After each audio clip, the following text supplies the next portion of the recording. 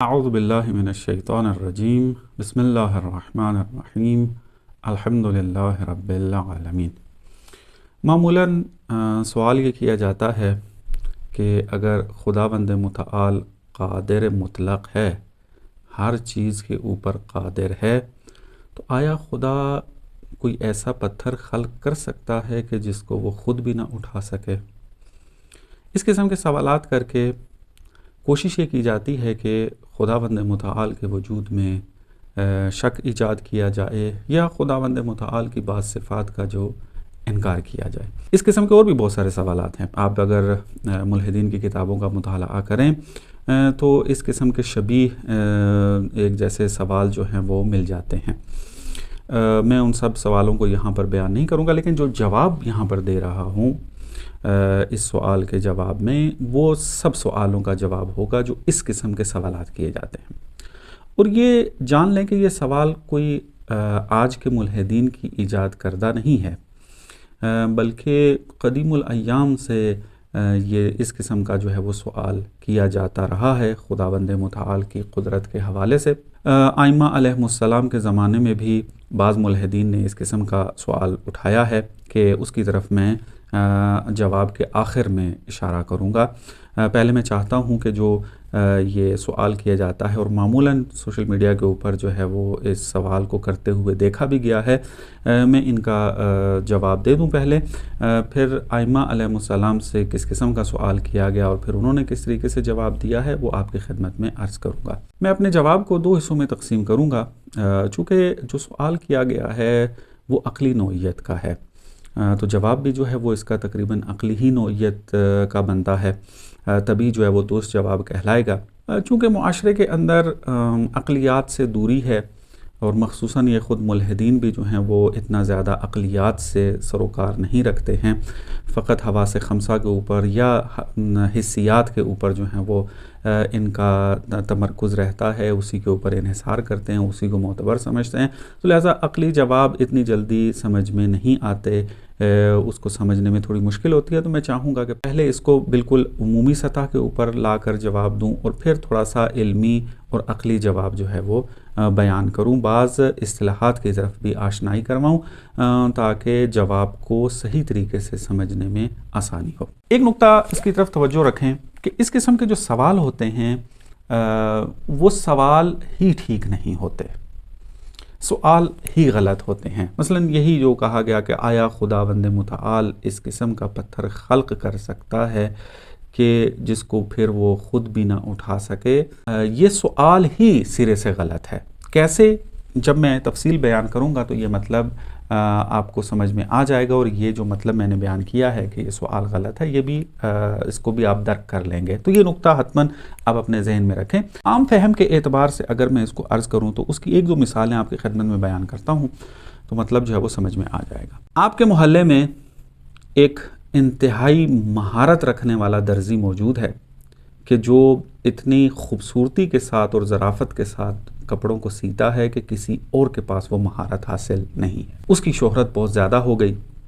اب محلے سے ایک فرد اٹھ کر جاتا ہے اور چونکہ اس نے نام سنا ہے کہ یہ درزی جو ہے وہ بہت زیادہ مہارت رکھتا ہے، کپڑا جو ہے اس کو اگر دے دیا جائے تو بہترین قسم کے جو ہے وہ لباس سی دیتا ہے۔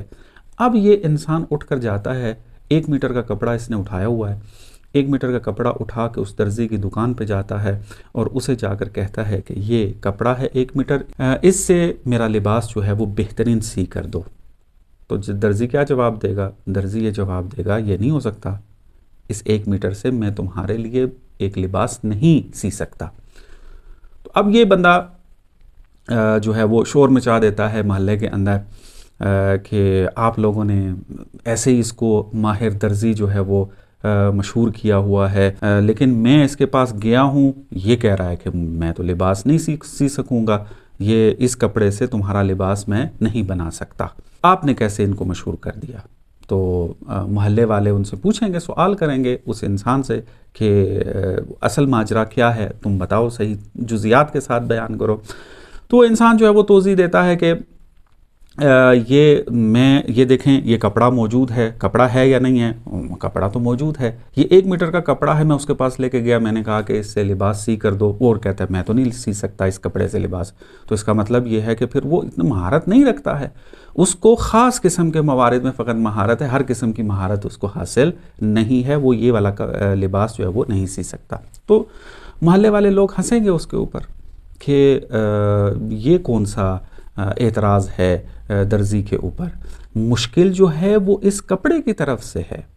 تم جس قسم کا جس سائز کا کپڑا لے کر گئے ہو اس کے اندر مشکل موجود ہے، نہ کہ درزی کے سینے میں درزی کی مہارت کے اندر کوئی مشکل موجود ہے. اس کی مہارت مکمل ہے، اس کی مہارت میں کوئی شک و شبہ نہیں ہے، اس نے ثابت کر دیا ہے اتنے عرصے کے اندر. لیکن یہ جو تم جس چھوٹے سائز کا ٹکڑا لے کر گئے ہو اس کے اندر یہ قابلیت نہیں پائی جاتی ہے کہ یہ صلاحیت رکھے کہ تمہارے سائز کے مطابق جو ہے لباس بن جائے اس کے ذریعے. تو آپ نے دیکھا یہاں پر اگر اس کو تحلیل کیا جائے تو ایک مطلب واضح ہو جاتا ہے، وہ یہ ہے کہ درزی کی مہارت میں کوئی اشکال نہیں تھا. درزی کو اگر جس قسم کا کام لینا ہو، اگر وہ چیزیں پہنچا دی جائیں، یعنی وہ شے اگر صلاحیت رکھتی ہو ایک بہترین لباس میں تبدیل ہونے کے لیے، تو درزی جو ہے اس کو بہترین انداز میں جو ہے وہ انجام دے دیتا ہے. لیکن اگر وہ شے جو ہے وہ وہی قابلیت نہ رکھتی ہو، اسی کے اندر صلاحیت موجود نہ ہو، تو اس میں درزی کا کوئی قصور نہیں ہے. تو پس یہاں پر درزی کا قصور نہیں ہے بلکہ اس شے کے اندر صلاحیت موجود نہیں ہے. یہ نقطہ آپ اپنے ذہن میں بٹھا لیں. ایک اور مثال دیتا ہوں تاکہ مطلب مزید واضح ہو جائے. اگر کوئی ایک مستری بہت ہی مہارت کے ساتھ عمارتیں بناتا ہے اور اس کا ثانی کوئی موجود نہیں ہے، اب کوئی انسان اس کو جو ہے وہ بلاتا ہے، بلا کر کہتا ہے یہ 150 اینٹیں میں تمہارے حوالے کرتا ہوں، اس سے مجھے جو ہے وہ 1 منزلہ بلڈنگ جو ہے وہ بنا کر دو. تو وہ کہے گا کہ یہ میں نہیں کر سکتا. تو وہ کہے گا پھر تم مستری کس نام کے ہو، تم ماہر مستری کیوں مشہور ہو گئے ہو پھر. تو یہاں پر بھی صورتحال وہی ہے، مستری کی مہارت میں کوئی مشکل نہیں ہے، اس مٹیریل کے اندر یہ صلاحیت موجود نہیں ہے کہ اس سے ایک بلڈنگ جو ہے ایک منزلہ عمارت جو ہے وہ کھڑی کر دی جائے اس مٹیریل سے، تو اس کے اندر صلاحیت موجود نہیں ہے. جب یہ مثالیں آپ کے ذہن میں آ گئی ہیں تو اب پلٹتے ہیں اپنے سوال کے جواب میں کہ کہا گیا کہ آیا خداوند متعال قادر مطلق ہے؟ جواب یہ ہے کہ ہے، ہر چیز پر قادر ہے. تو اگر قادر ہے تو پھر آیا وہ ایک ایسا پتھر خلق کر سکتا ہے کہ جس کو وہ خود بھی نہ اٹھا سکے؟ تو جواب اس کا یہ ہے کہ خداوند متعال کی قدرت میں کوئی شک نہیں ہے، وہ قادر علی الاطلاق ہے. لیکن اس شے جس کے بارے میں آپ سوال کر رہے ہیں اس کے اندر صلاحیت موجود نہیں ہے ایجاد ہونے کی، اس کے اندر قابلیت و صلاحیت نہیں ہے کہ قدرت اس کے متعلق ہو. مشکل جو ہے وہ فاعل کی طرف سے نہیں ہے، قادر کی طرف سے نہیں ہے، مشکل جو ہے دوسری طرف سے ہے کہ اس میں صلاحیت موجود نہیں ہے. کیسے اب اس کے اندر صلاحیت موجود نہیں ہے؟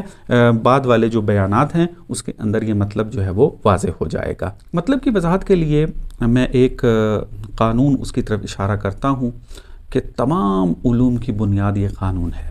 انسان جو گفتگو کر رہا ہے، جو استدلال کر رہا ہے، جو نتیجے لے رہا ہے، جو کتابیں لکھ رہا ہے، جو نظریات بنا رہا ہے، جو اسکول آف تھاٹ بنا رہا ہے، ان سب کی بنیاد جو ہے وہ یہ ایک قانون ہے. وہ کون سا قانون ہے؟ وہ یہ ہے کہ نقیضین ایک ساتھ جمع نہیں ہو سکتی. نقیض سے کیا مراد ہے؟ مثلا اگر ایک طرف وجود ہے تو وجود کا جو مد مقابل ہے، اس کا جو نقیض ہے وہ عدم کہلاتا ہے.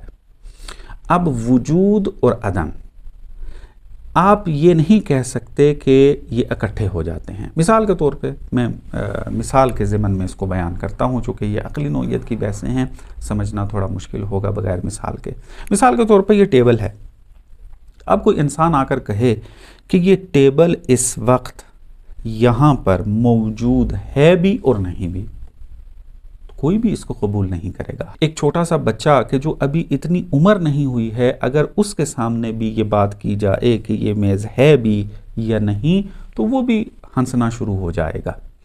یا مثلاً کوئی انسان یہ کہے گا کہ میں اس وقت بول بھی رہا ہوں اور نہیں بول رہا، یعنی بولنا بھی ہے اور نہ بولنا بھی ہے، مثلاً معنی نہیں رکھتا یہاں پر، یا میں بول رہا ہوں یا نہیں بول رہا، جمع نہیں ہو سکتے بولنا اور نہ بولنا، یہ ایک جگہ پر جمع نہیں ہو سکتے۔ اگر بول رہے ہیں تو نہ بولنا صدق نہیں کرتا، اگر نہیں بول رہے تو بولنا جو ہے وہ صدق نہیں کرتا، تو ایک جگہ جمع نہیں ہو سکتے۔ یہ ہے اجتماع نقیضین کا قانون کہ اجتماع النقیضین محال، کہ نقیضین کا اجتماع جو ہے وہ ممکن نہیں ہے، اور اس کی مثالیں میں نے آپ کی خدمت میں بیان کر دی ہیں۔ اب یہ جو سوال کیا جا رہا تھا کہ آیا خداوند متعال قادر ہے کہ ایسا پتھر خلق کرے جس کو خود نہ اٹھا سکے، سوال جو ہے یہ غلط ہے۔ کیوں اس کے اندر نقیضین کو جمع کیا جا رہا ہے؟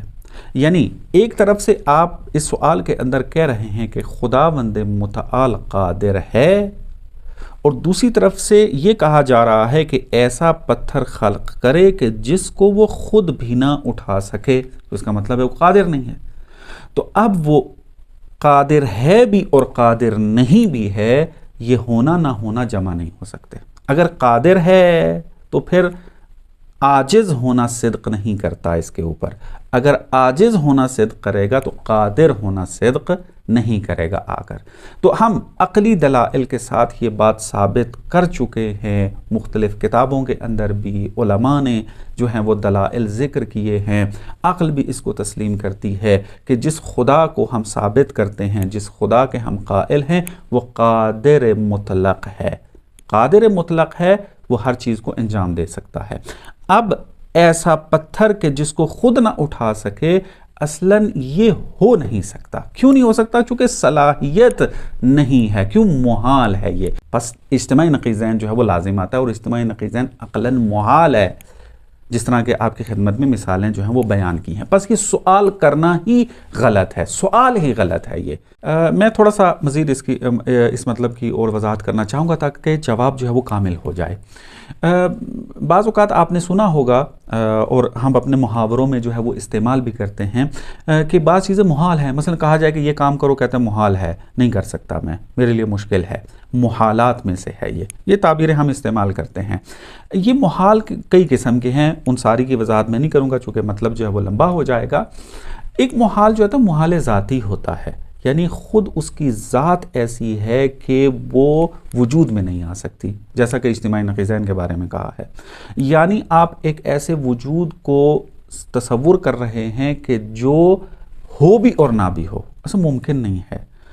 ایک ذات ہوگی یا نہیں ہوگی، ایسا نہیں ہو سکتا کہ وہ ہو بھی اور نہ بھی ہو، یہ ممکن نہیں ہے۔ پس نقیضین کا جمع ہونا یہ ذاتاً محال ہے۔ یا مثال کے طور پہ ایک اور مثال آپ کو دے دوں، یہ ایک صفحہ یہاں پر موجود ہے، یہ جو میں نے یہاں پر ایک نقطہ لگایا ہے، آپ کہیں کہ یہ جو نقطہ ہے اسی مقام پر، اسی جہت سے، اسی وقت، اسی جگہ کے اوپر یہ نقطہ سیاہ بھی ہے اور سفید بھی ہے، ایسا ممکن نہیں ہے۔ اس صفحے کے اوپر سیاہ اور سفید نقطہ جو ہے وہ اکٹھا ہو جائے ایک ہی جگہ پر، ایک ہی نقطے پر، ایک ہی جہت میں، ایک ہی وقت میں، یہ ممکن نہیں ہے، یہ ذاتاً محال ہے۔ بس جو چیز محال ہوتی ہے ذاتی طور پر، اس کے اندر صلاحیت ہی موجود نہیں ہوتی کہ وہ وجود پیدا کرے۔ محال ذاتی کے اندر اصلاً صلاحیت ہی نہیں ہوتی کہ وہ وجود میں آ سکے، یعنی اس کے اندر مشکل پائی جاتی ہے۔ فاعل کی فاعلیت میں مشکل نہیں ہے، قادر کی قدرت میں مشکل نہیں ہے، بلکہ اس کے اندر مشکل ہے کہ یہ صلاحیت نہیں رکھتی کہ یہ وجود کے اندر آئے، چونکہ محالات میں سے ہے۔ بس یہاں پر ایک مطلب جو ہے وہ بیان کیا جاتا ہے، وہ یہ کہ قدرت جو ہے وہ ممکن کے ساتھ متعلق ہوتی ہے۔ یہ جو کہا جاتا ہے کہ خداوند متعال ہر چیز پر قادر ہے، تو کس کے اوپر قادر ہے؟ یعنی جو ممکنات میں سے ہیں، ہر وہ چیز کے جو امکان رکھتی ہو۔ ممکن سے کیا مراد ہے؟ یعنی صلاحیت رکھتی ہو وجود میں آنے کے لیے، صلاحیت رکھتی ہو ایک چیز میں تبدیل ہونے کے لیے، صلاحیت رکھتی ہو اس وجود کے اندر قدم رکھنے کے لیے، اور مختلف حالات آپ مد نظر رکھ لیں۔ اگر وہ صلاحیت اور قابلیت ہوگی تب خداوند متعال اس کو ایجاد کر دیتا ہے۔ ممتنعات اور محالات جو ہیں، محال چیز جو ہے قدرت اس کے متعلق نہیں ہوتی. کیوں؟ مشکل کہاں پر ہے؟ مشکل قادر میں ہے نا، قادر میں نہیں ہے، بلکہ اس میں صلاحیت نہیں ہے کہ قدرت اس کے متعلق ہو اور وہ خارج میں ایجاد ہو جائے. یہاں پر جو مشکل ہے وہ خدا کی طرف نہیں پلٹتی ہے، خدا کی قدرت کی طرف نہیں پلٹتی ہے، بلکہ اس چیز کی طرف پلٹتی ہے کہ جو محال ہے. محال کے اندر اصلا صلاحیت نہیں ہے. یہ ایسے ہی ہے جو مثالیں آپ کی خدمت میں عرض کی ہیں کہ آپ ایک ٹکڑا لے کر جا رہے ہیں، درزی کو کہیں کہ اس کے ذریعے جو ہے وہ میرا ایک لباس بنا دو. وہ کہتا ہے کہ اسے ممکن نہیں ہے. کیوں؟ اس وجہ سے اس میں صلاحیت نہیں ہے کہ 1 میٹر کپڑے سے آپ کا جو ہے وہ لباس مکمل طور پر جو ہے وہ بنا دیا جائے مہارت کے ساتھ. تو یہاں پر بھی جو محال ہے وہ قدرت کے متعلق نہیں ہو سکتی، یعنی قدرت اس کے متعلق نہیں ہو سکتی ہو تاکہ وہ خارج میں آ سکے.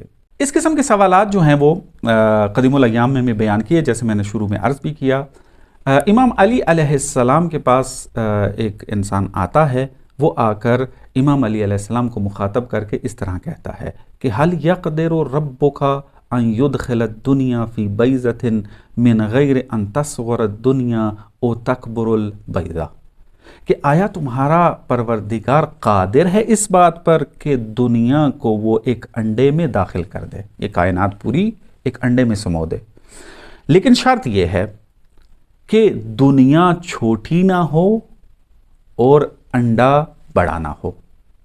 آیا خدا تمہارا جو تم کہتے ہو کہ قادر ہے یہ کر سکتا ہے یا نہیں، قدرت رکھتا ہے اس کے اوپر یا نہیں؟ تو امام علی علیہ السلام نے انتہائی خوبصورتی کے ساتھ جواب دیا ہے کہ جس کی تفصیل میں نے مقدمات کے ساتھ اور مثال کے ساتھ آپ کی خدمت میں بیان کر دی ہے. مثلا امام فرماتے ہیں کہ ان اللہ تبارک و تعالی لا ينسب الی العجز، خداوند متعال کو جو ہے وہ عاجز ہونے کی طرف نسبت نہیں دیا جا سکتا، یعنی خدا کی طرف عجز اور عاجز ہونا نسبت نہیں دی جا سکتی ہے.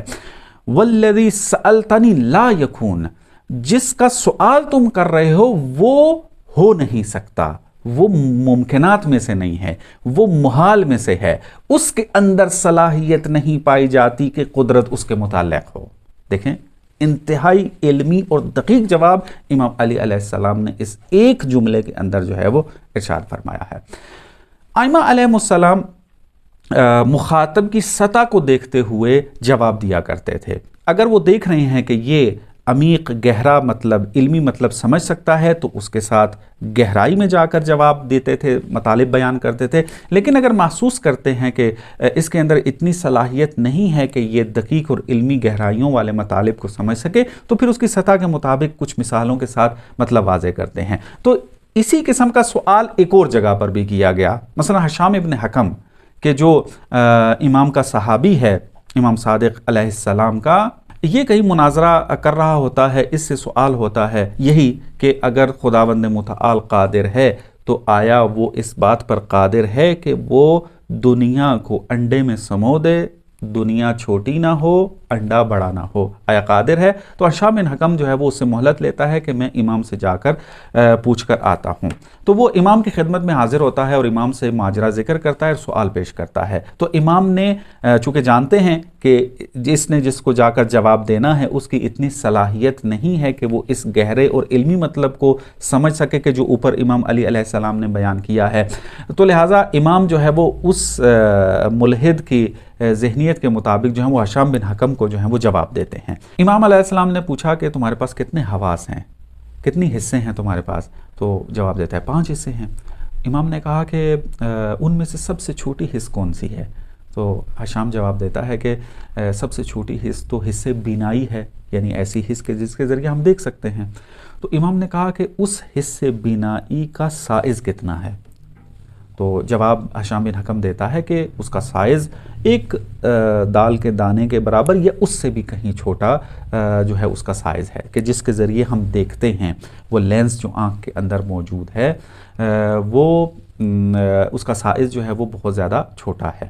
تو امام نے کہا کہ اب اپنے ارد گرد اوپر دیکھو کیا نظر آتا ہے. تو ہشام بن حکم جو ہے وہ اپنے سامنے نگاہ ڈالتا ہے، اپنے اوپر نگاہ ڈالتا ہے اور کہتا ہے کہ میرے سامنے جو ہے وہ گھر ہیں، بڑے بڑے پہاڑ ہیں، آسمان ہے اور بہت ساری چیزوں کا نام لیتا ہے.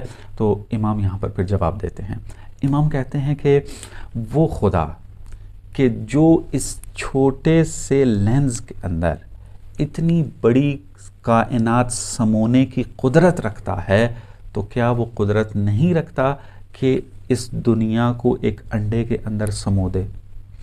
تو جیسے ہی یہ جواب سنا ہشام بن حکم نے تو ہشام بن حکم نے کہا کہ یہ کافی ہے، اور امام کے ہاتھ کا بوسہ دے کر وہ اس محفل سے برخاست ہو جاتا ہے۔ تو اب یہاں پر دیکھیں یہ جو جواب دیا گیا ہے یہ اس سطح کے مطابق دیا گیا ہے، کیونکہ وہ اوپر والا جو جواب میں نے آپ کی خدمت میں بیان کیا تھا، پہلے جو آپ کی خدمت میں نے جواب دیا ہے وہ جواب تھوڑا عقلی نوعیت کا ہے، توضیحات کی ضرورت ہے۔ میں نے جیسے آپ کی خدمت میں مثالوں کے ساتھ پہلے مطلب کو واضح کیا ہے، پھر جواب کی طرف آیا ہوں، تو اس کے اندر اتنی صلاحیت نہیں تھی جو ملحد تھا ہشام بن حکم سے مناظرہ کرنے والا، تو امام نے ایک سادہ سی مثال کے ساتھ جو ہے وہ اس کو سمجھانے کی کوشش کی ہے کہ خدا کی قدرت میں کسی قسم کا کوئی اشکال نہیں پایا جاتا، اور اس کی قدرت کے ایک مظہر کو جو ہے وہ بیان کیا ہے، لیکن اس دوسرے نقطے کی طرف توجہ نہیں دلائی امام صادق علیہ السلام نے، کیونکہ امام جانتے تھے کہ اس کو سمجھ میں نہیں آئے گی، تو وہ امام علی علیہ السلام نے جو ہے وہ توجہ دلائی تھی، اور وہ دقیق ترین اور اہم ترین جواب تھا۔ تو پس نتیجہ یہ نکلتا ہے اس سوال کے جواب میں کہ خدا کی قدرت میں کوئی اشکال نہیں ہے، اس کی فاعلیت میں کوئی اشکال نہیں ہے، وہ قادر علی الاطلاق ہے، وہ اس کی فاعلیت تام ہے، مکمل ہے، مشکل جو ہے اس شے کے اندر سے ہے، اس کے اندر صلاحیت نہیں ہے کہ وہ ایجاد ہو سکے، ممکنات میں سے نہیں ہے، محال ہے۔ بس جو چیز محال ہوتی ہے اس کے اندر صلاحیت نہیں ہے کہ وہ اس کائنات میں وجود پیدا کرے، اور یہ مشکل اس کی طرف سے ہے نہ کہ قدرت کی طرف سے۔ والسلام علیکم ورحمۃ اللہ وبرکاتہ۔